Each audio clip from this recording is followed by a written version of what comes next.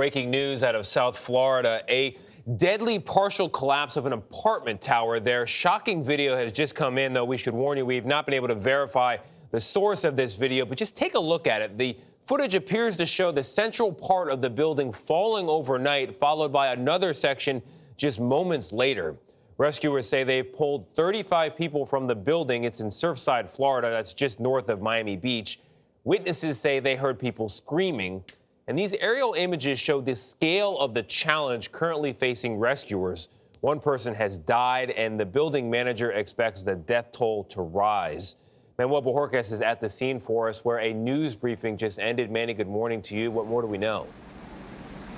Good morning. There were at least 55 units that were impacted by that collapse. What is standing is still behind me right there. The collapse just on the other side. As you mentioned, the mayor confirmed to us at least one fatality and 10 people have been treated for their injuries. But the fear, of course, is those figures could rise, and perhaps significantly, given the extent of the collapse. Let's go ahead and show you what is a map view of what the building looked like before the collapse and what it looks like now. It is reminiscent of a war zone. There are dozens of rescuers right now combing through the rubble, looking for any survivors. There is a lot yet unknown here as they continue that search. The building, one of these huge buildings, gone. Right here beside us, the craziest thing I've ever heard in my life. It's hard to fathom. Just after 2 a.m., this 12-floor condo building in Surfside suddenly crashing to the ground. Yeah, I thought it was like a storm or something coming in, and then when the dust cleared, there was the back half of the building, or back 2/3 of the building was gone. Just north of Miami Beach, this idyllic neighborhood is now a disaster zone. The problem is the building has literally pancaked. There's just feet in between stories where there were 10 feet. That is heartbreaking. Mayor Charles Burkett fears finding survivors alive may be unlikely as daylight renews the search and rescue effort that began overnight. And earlier, crews were seen recovering a young boy from the rubble. What we saw from the beginning was a huge cloud of smoke and lots of noise. Mich Balcony and his brothers live in Surfside. They were out taking a walk when the building collapsed, and they have friends with family members living there. We put our shirts over our face so we don't get any dust in our eyes and everything. And I asked a security guard from the other building, and she says, yeah, they were doing construction over there. What caused the deadly accident is still unclear, but it's not the first time Surfside has seen devastation like this. In 2018, less than 10 minutes down the street, a 13-story condo collapsed during its demolition, critically injuring a construction worker who later died in the hospital. As for this morning, some residents appear to be trapped on their balconies in parts of the building that remained intact, prompting ladder rescues like this one. There's no reason for this building to go down like that. It's less likely than a lightning strike.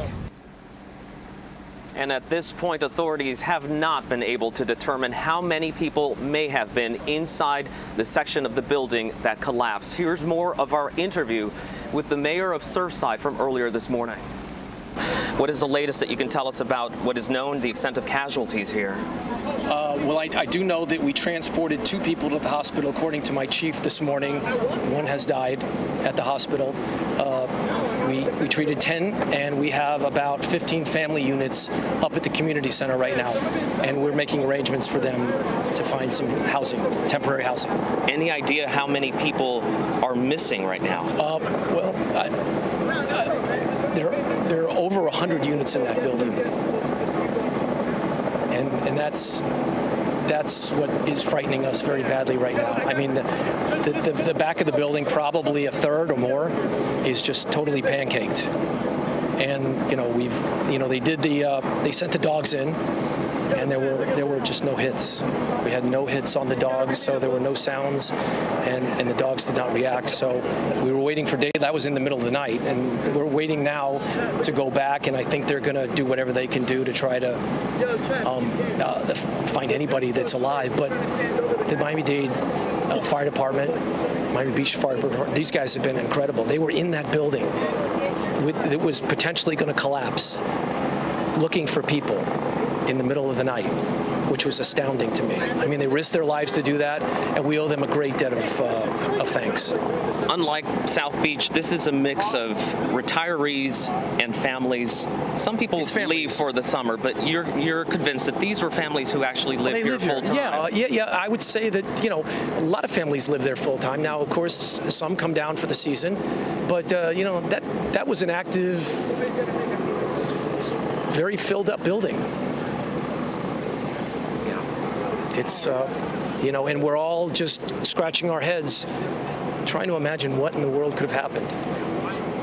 An investigation clearly underway after the search and rescue mission is completed here. We're trying to put it together. Looks like an earthquake, though. Looks like an earthquake, he says. Such a difficult morning here, and still no word on what may have caused the collapse. A short time ago, I spoke with a woman who had a picture of two men and a little girl. She said they are her friends from Argentina, that they flew to the United States to get the vaccine, spent some time on the beach. She believes they were in the building and has not been able to locate them. Jerika. Wow, Manny Bojorquez for us in Surfside with what is clearly a tough search and rescue operation. Thank you.